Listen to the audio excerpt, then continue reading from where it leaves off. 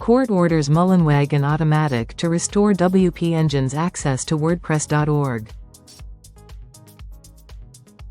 A California District Court judge grants a preliminary injunction to WP Engine, marking a pivotal moment in the WordPress community. The dispute began when Matt Mullenweg, WordPress co-creator, banned WP Engine from WordPress.org, calling them a cancer to WordPress. The judge orders the restoration of WP Engine's access to WordPress.org as it was on September 20. WP Engine's popular Advanced Custom Fields plugin will be restored, overturning Automattic's forked Secure Custom Fields. Automattic must remove the controversial domains.csv file linked to WP Engine customers.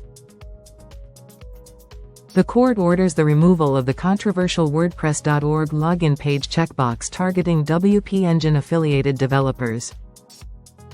Automattic plans to fight the ruling, stating it maintains the status quo and plans to file counterclaims. WP Engine applauds the ruling, emphasizing stability and security for the WordPress ecosystem. The feud raises critical questions about WordPress open-source stability and fair contributions to the platform. The court's decision is a step towards resolving a months-long dispute, but challenges remain.